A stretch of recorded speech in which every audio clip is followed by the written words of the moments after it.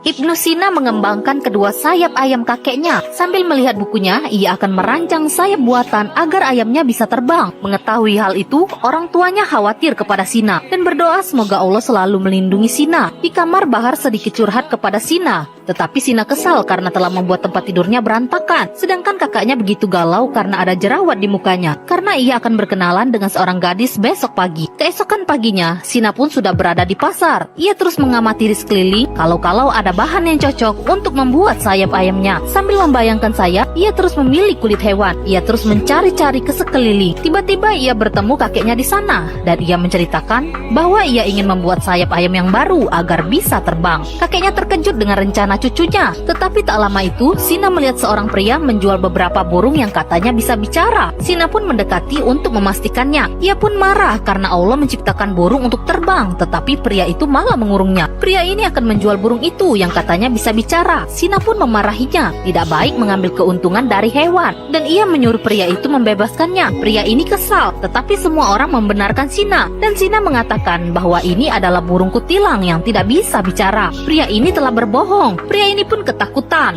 dan akhirnya ia membebaskan burung-burung itu satu persatu. Ternyata di pasar, saudara Sina menjual ikan di sana. Terlihat seorang wanita membeli ikan dan pakannya untuk anaknya. Ibnu Sina melihatnya. Ia begitu terkejut karena baru saja ia melarang orang lain menjual hewan, tetapi kakaknya sendiri juga melakukan itu. Ia pun segera memarahi kakaknya. Ia melihat kakaknya juga menjual roti untuk makan ikannya. Sina pun marah karena roti dapat membuat perut ikan menjadi kembung. Tiba-tiba adik perempuannya Bahar datang menemui Sina. Ia memberitahu kincir air yang dibuat Sina untuk hewan tidak berfungsi. Mendengar itu, Ibnu Sina berlari pulang. Sesampainya di rumah, Sina langsung memeriksanya. Ibunya menyuruhnya untuk beristirahat, tetapi Ibnu Sina tidak bisa membiarkan hewan-hewannya kehausan. Mereka harus minum air bersih dan segar. Adiknya pun menimpali. Allah akan bertanya, mengapa ketika kita sedang minum air yang bersih, kita tidak memberikan hal yang sama. Kemudian Sina pun memanjat untuk memanggil burung-burung agar minum di sana. Tetapi tiba-tiba ia melihat kanopi tetangganya. Ia akhirnya tahu mengapa masalah ini terjadi. Sina pun mendatangi tetangganya. Ia memberitahu bahwa kanopi mereka telah menghalangi angin untuk masuk ke rumah Sina, sehingga menghentikan kincir anginnya. Sang tetangga pun marah karena mereka akan kepanasan jika tanpa kanopi. Bibi ini pun mengira ibu Sina iri dengan kanopinya. Sina pun menjawab, menghalangi angin tetangga tidak diperbolehkan dalam Islam karena telah merampas hak dalam bertetangga. Mendengar itu, bibi ini pun marah dan akan memukul Sina. Tiba-tiba ibu Sina melihatnya,